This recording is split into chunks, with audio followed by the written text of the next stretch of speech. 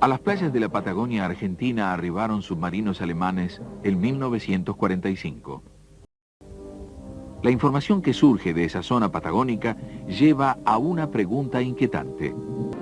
¿Es posible que el mismísimo Adolf Hitler haya huido en submarino para encontrar un refugio seguro en la República Argentina? ¿Puede pensarse que una flota de sumergibles haya traído hasta la Argentina divisas y oro en una operación de evacuación perfectamente planificada por el gobierno nazi? Hernán Ancín, un carpintero de 64 años, asegura que conoció a Hitler en Argentina, y este es su apasionante relato. Hitler debe de haber sido fines del 53. ¿Y en qué circunstancias? Vino ahí, venía. ¿A dónde? Al edificio a hablar con Pavelić. Venía caminando con los 3 guardaespaldas y la señora. Prácticamente lo traían caminando, ¿no? Porque apenas caminaba él. Tenía la misma pinta.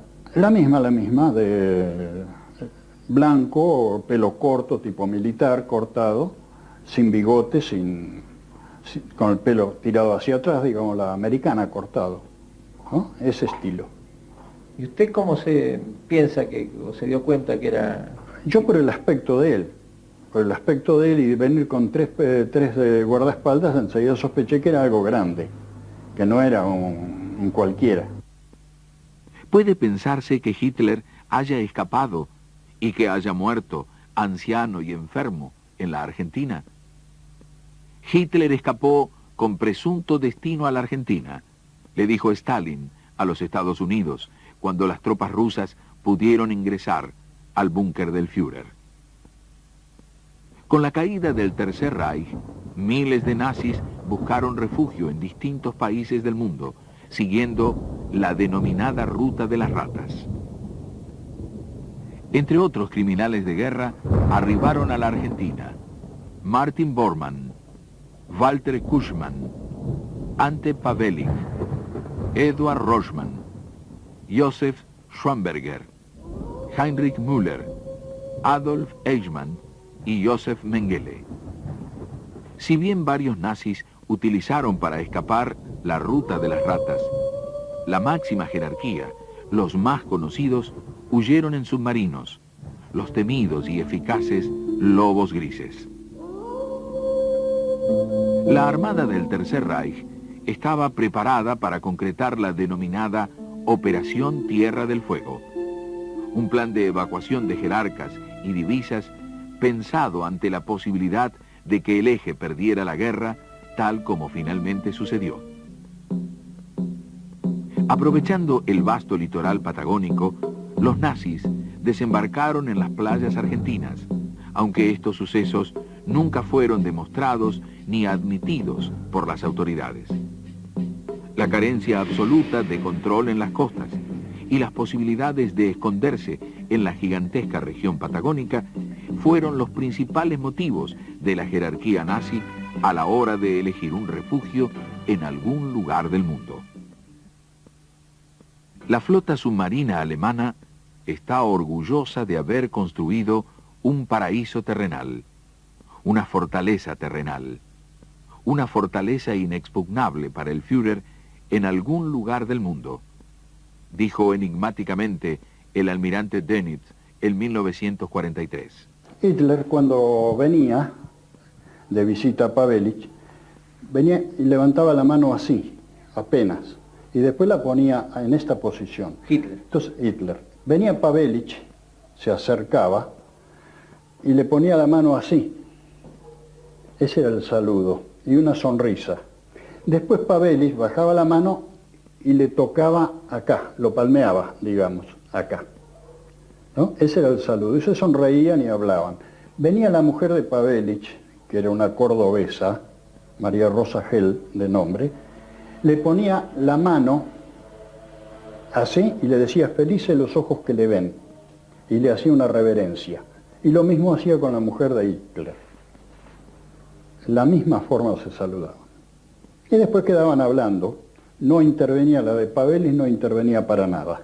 y ellos tenían ahí una especie de armario, unos estantes, digamos, y una mesa antigua, de esta de patas torneadas, y 3, 4 sillas de estas, pero muy destartaladas, que inclusive se las había arreglado yo.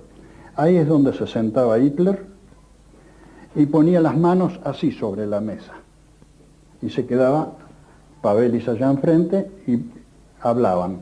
Este asunto de la habitación esa, unos días antes a mí me había pedido Pavelich que le colocara la puerta de esa habitación, y yo había quedado con él en entregarle un informe ese día sobre el material que yo necesitaba para trabajar. Entonces yo no me di cuenta que estaba Hitler. Me asomo a la habitación esa y yo vi solamente 2 de los guardaespaldas de Hitler ahí parados. Pavelich entonces me hizo así, como que vaya, como que entre. Y ahí me encontré con Hitler. Los custodias de Hitler, de inmediato cuando yo amagué entrar, se abrieron, me dejaron pasar, sin preguntarme, sin nada. Ellos no habían visto la maniobra de Pavelich. Para nada. Bueno, ahí estuve yo conversando, me invitaron a sentarme en la mesa, me convidó la señora de Pavelich con un café. Hitler estaba tomando café con alguna bebida más con Pavelich. Y yo ahí le conté. Entonces, Pavelich le dice a Hitler, es el carpintero, dice, que me hace la carpintería en el edificio. Entonces Hitler me miró y me hizo una reverencia así, en esta forma. Un saludo, ¿no? No atinó a darme la mano, ni a conversar, ni nada. Solamente ese movimiento de cabeza y una especie de sonrisa. Ese fue el día que estuvo más cerca. Más cerca de él. Estuve tomando café, inclusive. ¿Usted está convencido que era Hitler? Sí, sí, sí. Algunos testimonios son claros y concluyentes. No es una leyenda. Los submarinos alemanes llegaron al mar argentino y después de haber culminado la guerra, los nazis desembarcaron en las playas patagónicas. Antes de sentarme a tiquear, me sentaba ahí, tenía el palo arriba así, miraba por la ventana siempre. Para descansar la vista hay que mirar lejos, dice. Y miré y estaba el submarino por allá lejos. ¿Eso en qué año era? Más o menos. Más o menos del año 46, 47, por ahí. ¿Y lo vio en la bahía? En la bahía estaba. ¿Estaba navegando? Navegando. Y se sintió un ruido de avión del telado que venía corteando al mar y se sumergió, se fue bajo agua el submarino. ¿Usted lo vio sumergirse? Sí, sí, lo vi. ¿Sabe qué pasa? Que lo andaban persiguiendo la marina de Bahía Blanca y venía el avión a buscarlo, porque yo sentí en la radio, dice, que cuando sintió el ruido se fue bajo de agua. ¿Y en qué dirección iba? ¿Hacia el sur? ¿Para allá? No me fijé. Lo miré así nomás, lo vi. Pero se vio clarito. ¿Y al ratito vio el avión? Al ratito sí, se vino el avión, pero el submarino se veía más. ¿Y la radio qué decía? Que se buscaba un submarino en el Golfo San Matías, alemán. Estaba la radio, lo perseguían, sí. ¿Eso se acuerda usted? Sí, me acuerdo bien, cómo no.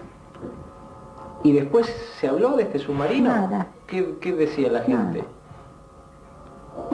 Así que usted fue una de las poquitas, a lo mejor la única que vio a este submarino Yo lo vi navegar. bien, sí. En el mes de julio de 1945, la Armada Argentina detectó a ese submarino nazi y las autoridades dispusieron un vasto operativo para capturarlo, según lo revela un informe reservado del Ministerio de Guerra. Había un alemán acá, parado acá, y era profesor de matemáticas en el país de él. ¿Dónde paraba? Acá, ¿En esta casa? Sí. Y era profesor de matemáticas, era alemán. Y lo llevaron detenido para averiguarle la vida, acá en Viedma, pero no le encontraron nada. ¿Qué apellido era? Clausen. Hermann Clausen se llamaba. Esto fue más o menos en la misma época del En la submarino. misma época del submarino. ¿Y qué hacía él acá? Nada, él era empleado en la aduana entre Chile y Argentina del año 30. Y usted sabe que el papá de él, del alemán ese, era médico del ejército en Alemania. ¿Y qué suponía la policía? ¿Por qué lo llevan? ¿Qué pensaba la policía? Que era espionaje. ¿Pero por qué? Y porque se le antoja decir una cosa. Y se vinieron acá a llevarlo preso y a averiguarle la vida. Pero no, le llevaron, le revisaron toda una valija que tenía con ropa, tenía la carta del papá de él en alemán y se llevaron todas las cosas, pero no le encontraron nada. No tenía nada. Esto después del submarino, después de que apareció Después este del submarino, a submarino. los pocos días. A los pocos días. Este hombre hablaba de la guerra de Era Europa, partidario de Alemania. era partidario. Escuchaba la radio, teníamos radio. Siempre tuvimos radio, desde que vine yo acá. Y cuando perdió la guerra Alemania se debe No haber... estaba Marca cuando perdió, se había ido. Y después cuando, en tiempo de Perón, que entró Perón al poder, le dieron trabajo en, ¿cómo se llama un lugar del sur que hay carbón? El río Turbio. Río Turbio. Río Turbio, ahí entró a trabajar. Sí.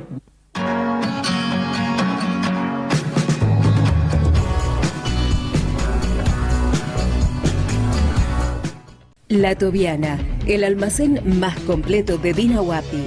Un local con amplio espacio y estacionamiento para la comodidad de los clientes. Gran variedad de marcas de vinos y, por supuesto, los mejores fiambres y quesos. Aceptamos todas las tarjetas. Y lo más importante, atendido por su dueño.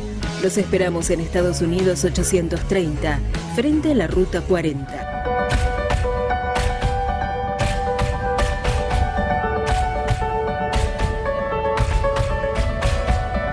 Tribunal de Contralor en Dina Huapi. Los Calafates 785, de lunes a viernes, de 9 a 13 horas. Salud mental en Dina Huapi y Bariloche. Atención de niños, adolescentes y adultos. Licenciada Mariano Sarrentino. Teléfono 294-428-6952. El Obturador. Producciones audiovisuales. Teléfono 11 44 12 37 95. Inglés en Dina Huapi, 12 años acompañándolos, brindando calidad y calidez en la enseñanza del idioma, desde los 3 años hasta adultos. Los esperamos en St. Catherine Institute, Panamá 370. Comunicate al 294-462-2005. Búscanos en las redes. Estamos en Instagram y en Facebook por St. Catherine Institute. La historia de las actividades nazis en la Argentina tiene ribetes inéditos que han permanecido desconocidos por más de medio siglo. Para develar uno de esos misterios, nuestro equipo periodístico viajó hasta la localidad neuquina de Chosmalal. Allí, en las estribaciones de los Andes patagónicos, los nazis pusieron en funcionamiento una mina de carbón en la década del 40, cuando se desarrollaba la Segunda Guerra Mundial. El carbón, que era de muy mala calidad, era enviado a España, pero en realidad, desde allí se llevaba hasta Alemania. ¿Por qué los alemanes venían a buscar carbón de mala calidad desde Europa hasta la Patagonia Argentina? En realidad, los alemanes mantenían un secreto que nunca se dio a conocer. Junto al carbón y asociado a él, extraían vanadio. El vanadio es un metal fácilmente detectable porque su óxido de color tornasolado se puede observar en el carbón mineral. El vanadio fue un metal muy codiciado durante la guerra porque, en aleación con el acero, era utilizado para la fabricación de armamento.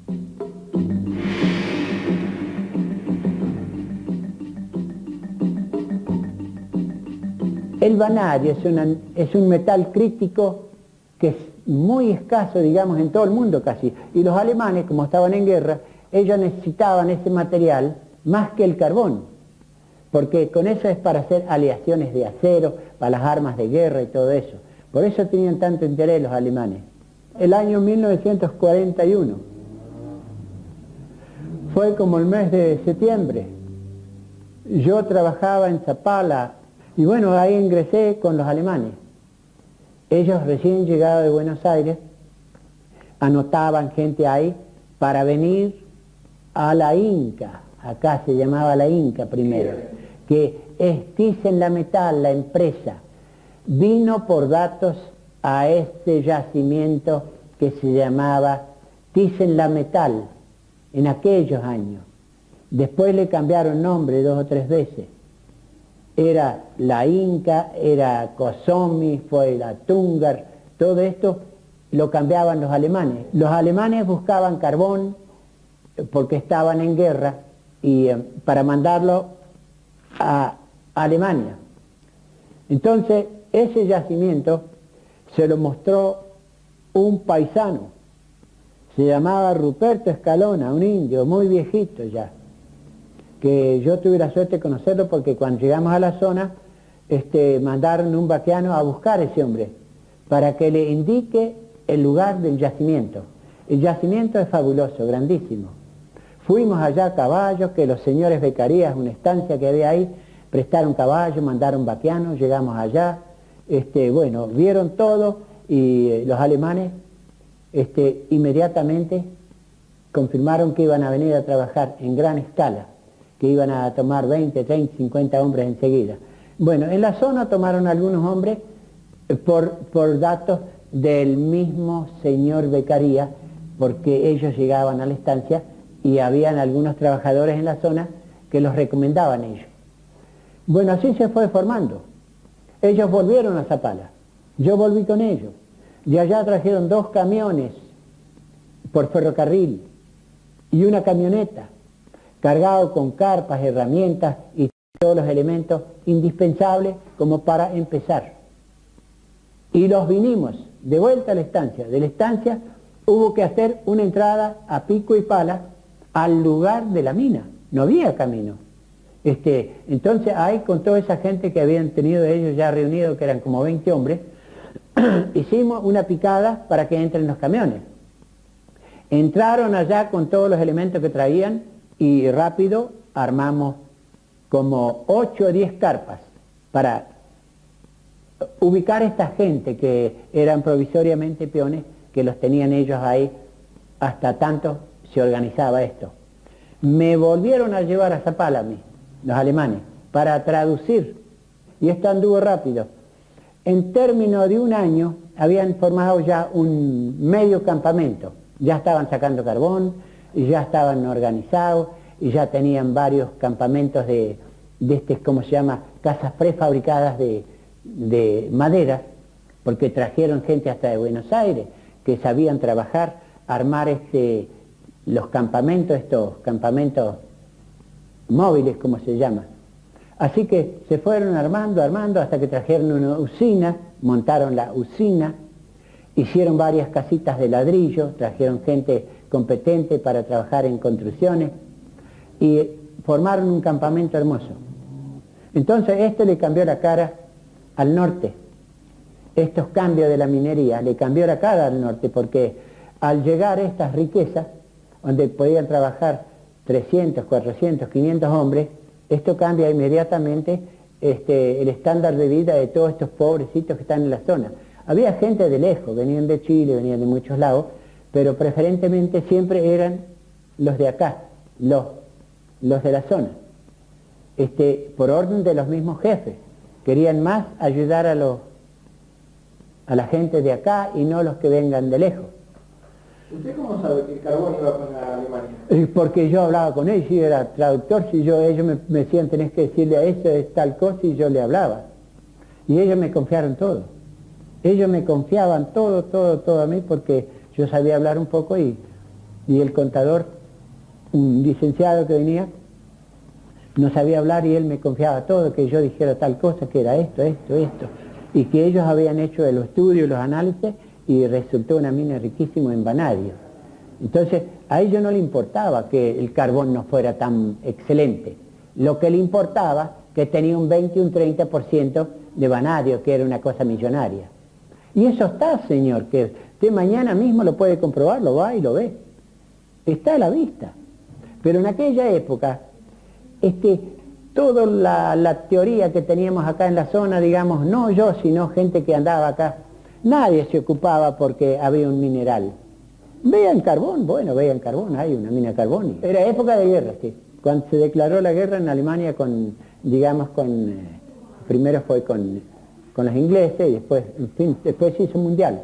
Y acá mandaban 2, 3 barcos y eso era continuamente. Continuamente mandaban 15, 20 camiones por día.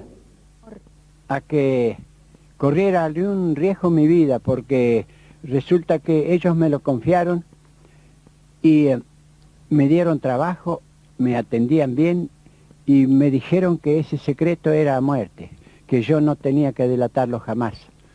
Y yo también tenía recelo, si yo hablaba, que ellos me podían hacer matar, porque yo no tenía, digamos, ningún amparo que me favoreciera a mí. Resulta que yo lo único que tenía era mi documentito y nadie sabía que yo estaba con ellos, así que de alguna manera ellos me iban a desaparecer. Y preferí callarme la boca. Ahora no tengo temor, porque esa causa ya prescribió, hace 60 años, ya ahora no me interesa. Pero que fue así, fue así. Ellos llevaban el carbón, no por el carbón, sino por el valor del vanadio, porque ellos estaban en plena guerra.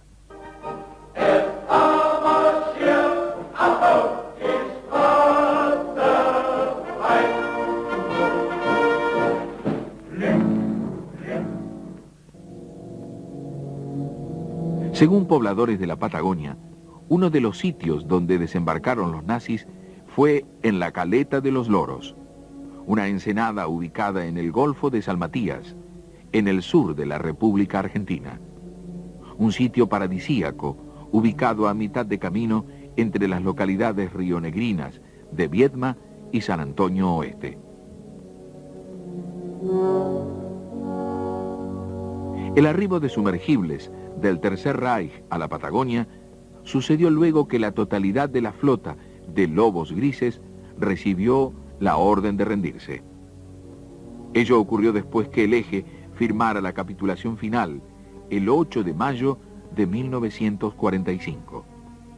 La guerra había llegado a su fin.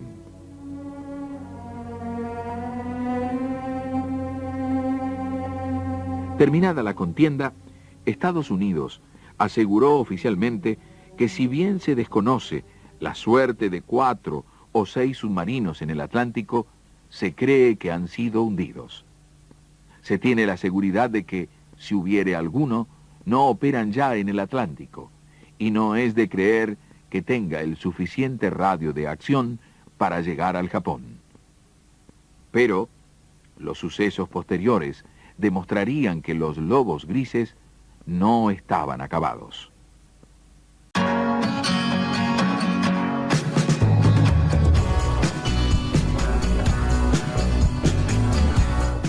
La Tobiana, el almacén más completo de Dina Huapi. Un local con amplio espacio y estacionamiento para la comodidad de los clientes. Gran variedad de marcas de vinos y, por supuesto, los mejores fiambres y quesos. Aceptamos todas las tarjetas. Y lo más importante, atendido por su dueño. Los esperamos en Estados Unidos 830, frente a la Ruta 40.